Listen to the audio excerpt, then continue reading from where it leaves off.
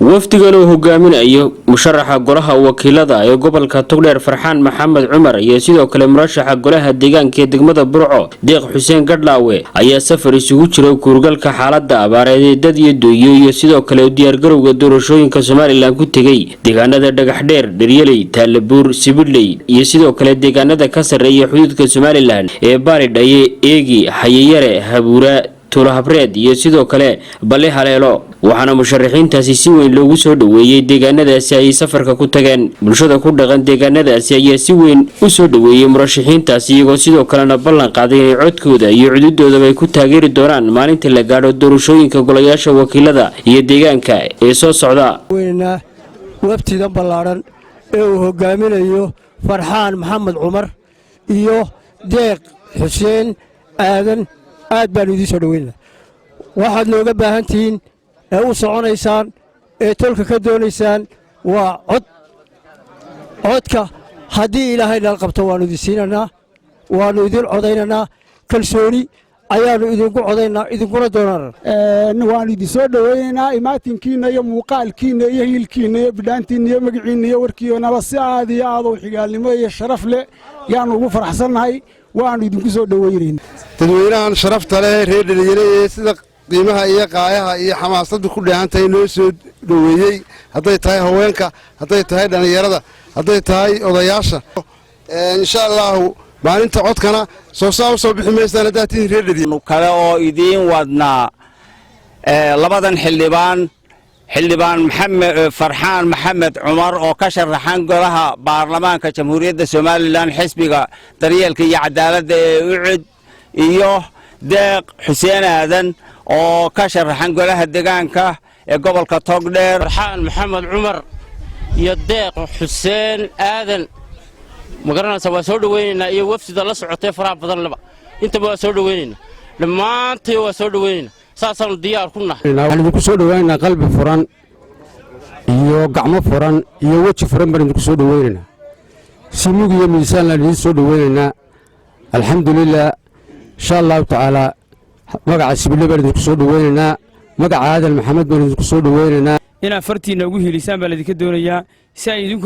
iyaguna idinku hiiliyaan mustaqbalka dhow iyo ka dheerba si ay idinku hiiliyaan ee horeba looga bartay xildhibaanada waxqabadkooda waxaa la doonayaa inaa fartiina maanta codkiina u baahan yihiin inaa ugu hiilisaan waxaan idin soo dhaweynaynaa labada xildhibaan waanu soo dhaweynaynaa waxaan ku soo dhaweynaynaa magaalada Sibidley reer ahaan iyo magaalo ahaan baan ku soo dhaweynaynaa goobtana timaadeen waa goobtii reerka ku dhalay uu joogay waa goobtii uu ku badnaa waa meesha codka u badan aad ka helayso aad iyo aad baa meeshan looga taageersan yahay waa lagu taagan yahay aad baan ugu soo weynaynaa soo baxaysan anana diyaar baanu idinahay waydu soo dhaweynaynaa waydu dooranaynaa waydu codaynaa waliba waa idinku dadaalan waliba Farxaanow habreed hadaan nahay aad baan u salaamaynaa u soo dhaweynaynaa hambalyaanu leenahay wafdida ballaaran ee noo timi musharax Farxaan Maxamed Cumar iyo Deeq Xuseen Aadan si aad iyo aad sharaf leh baan soo dhaweynayaa waana taageersanahay haddii ilaahay ka dhigay waxqabadkiinu horu noo soo gaadhay dadka meesha jooga waanu taageeraynaa horena waanu taageersanayn waanu inii codaynaynaa haddii ilaahay ka dhigo waxaanu idin leenahay guulaysta codka waa idin siinaynaa waa idin dooranaynaa halka xildhibaan Farxaan Maxamed Cumar iyo Deeq Xuseen Aadan ay maanta waftigoodu marayo ama ay dadkoodii ugu yimaadeen waad aragtaan xildhibaan xadka soo dhaafay oo reerkani ma jiro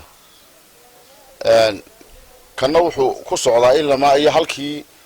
ay bulshadiisa ama dadkiisu ay joogeen ama furan qalbi furan iyo fayow ayaan idinku soo dhaweynaynaa aad baanu idin jecelahay aad baanu idin sugaynay gacantayada iyo codkayana waan idin huraynaa musharax Farxaan Maxamed Cumar iyo sidoo kale Deeq Xuseen Gadlaawe ayaa iyaguna u mahadnaqay dadka ku dhaqan deegaanadaasi ay safarka ku tageen waxaanay ballan qaadiyo u sameeyeen dadka ku dhaqan deegaanadaasi hawdka gobolka Togdheer iyo sidoo kale xuduudka Soomaaliland waxaanu ilaahay waanu kaga tagayaa halkan ku soo koobayaa 31 May guusha iyo raganimada iyo hadii alba kuran yahay barbastagaan ka muuqda waa balanteenu 31 May Taalabuur waxaan u haystaa ama ay tahayba magaaladii dhammaanteed